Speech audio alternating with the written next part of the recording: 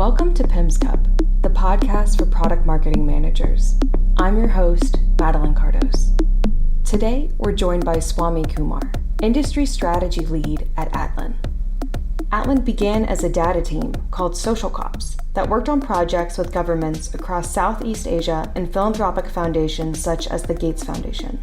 They built an internal data ops tool that made them 6 times more productive, and from there, Atlan was born. Today, Atlan is a data and governance platform and is one of the fastest growing B2B SaaS companies in their space.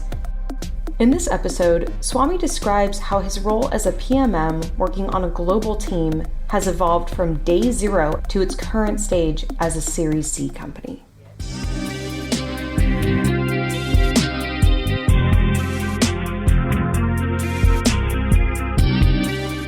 Hi, my name is Swami Kumar. I like to think of myself as a creative person stuck in a logical world. I've been an engineer by trade, but I've traversed so many different career paths up until this point. I think the best way to describe me is like a consummate generalist. In some ways, that's what most PMMs are. But I eventually find myself wherever I go, trying to make sense of the world, trying to connect disparate dots. I started my career with a little bit of venture capital work and data science and data analytics work. I moved on to political consulting and strategy. And then eventually I moved on to doing public policy for healthcare for the government of India.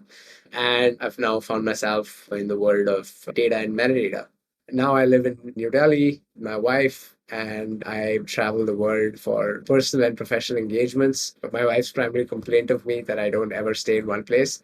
Outside of that, fun fact about me is that I'm an Indian classical musician. Tell us about how your role has changed since you started at Atlan to where you are today. When I started at Atlan, we were still in our pre-product market fit journey. It was quite early days as a company. We were getting great traction. We were also finding like-minded customers who we wanted to co-build the future with. And so when I came in, a lot of our foundational systems were still to be built, right? So I set up what we call our founder's office early on. And a lot of my time in the early days revolved around running some of our ops. A lot of my time was spent on understanding what our customers are actually saying. Till we reached our first 100 customers, I spent listening to every sales call that we did in order to close those customers. And so we created this internal repository, which basically captured every single thing from what words are customers using, what was the competitive insight, what is their specific problem statement, what was their industry trigger, what was their company trigger to buy, almost 15 variables that we captured for our first 100 customers. And that actually served as a base for us to figure out what is our positioning going to be, what is our packaging going to look like, what's our messaging going to look like. So a lot of that is classic, what you would call PMM work, enablement, so on and so forth. But that started with real hardcore grinding, listen to every customer kind of work from day zero. That was early days. From there, today, we are a much bigger team. I want to say we are hitting 400 soon. We've got great market traction. We are one of the fastest growing companies in the space.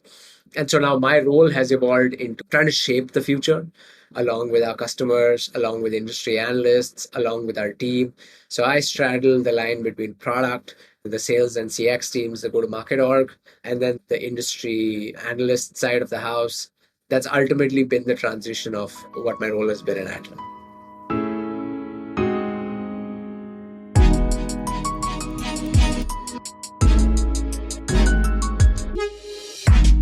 Why do you travel so much? I have been in the last year to Orlando, San Francisco, Paris, Milan, Goa, Bangalore, and Bombay. These travels are wasted on me because I do not shop at all. I'm just a monk. I will buy electronics from time to time, like some cool desk setup thing. But most people would say this travel is wasted on me. I just started traveling a lot because Atlan is a remote company.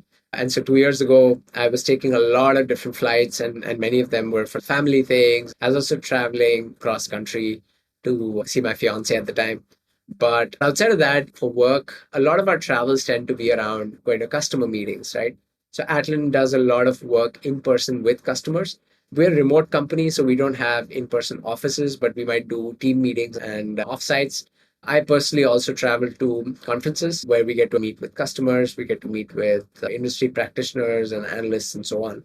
So I think traveling has been an inextricable part of my life for one or the other reason.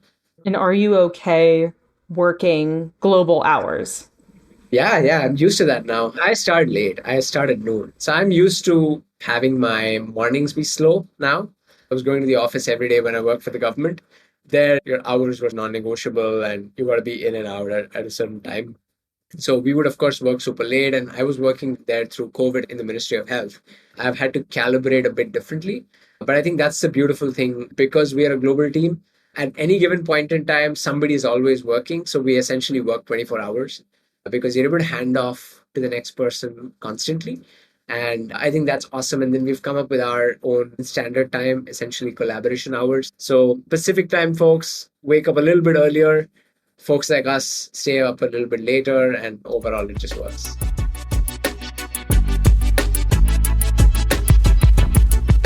What do your founders think of product marketing?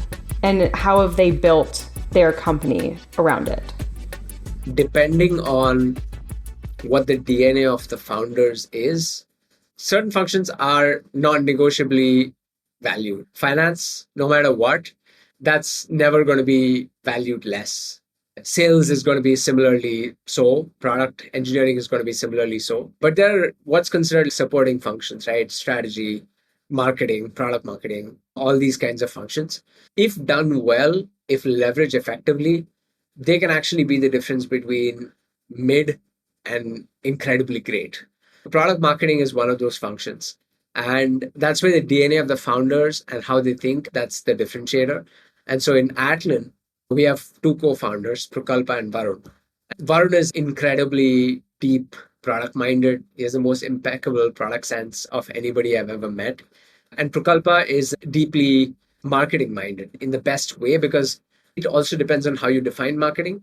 Marketing has a bad rap because people just haven't done it well. The art and the craft of marketing is lost.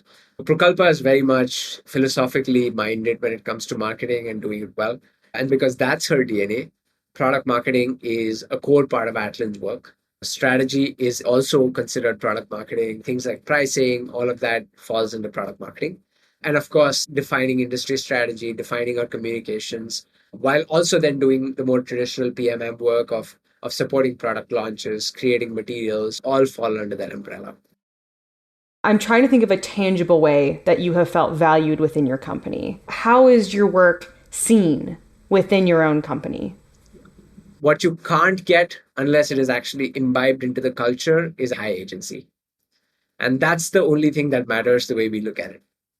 Atlan as a company has never shied from investing in things that would hit that mark.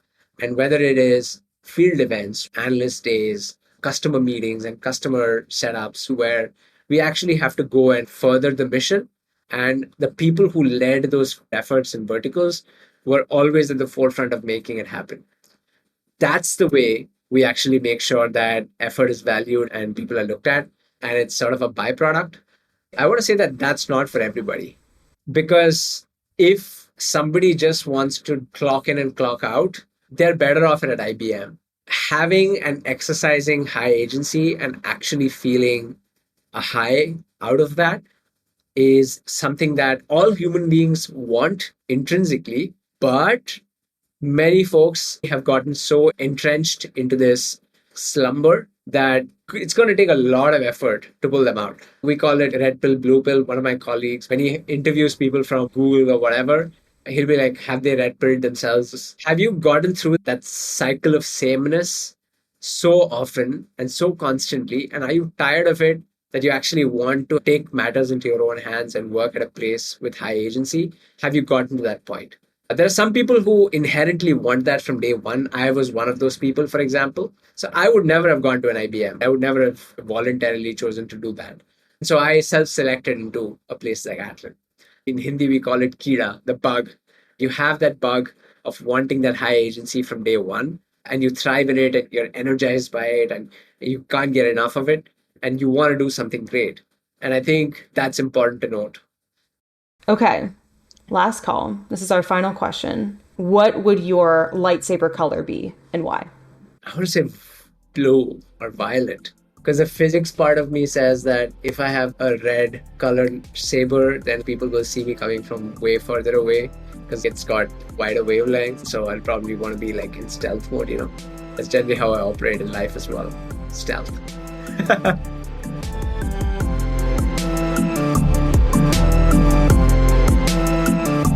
Visit PMMpodcast.net for more information on Atlan.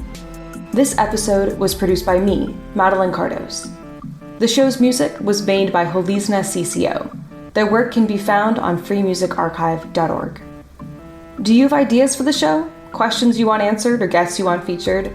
Go to PMMpodcast.net to tell us what you think.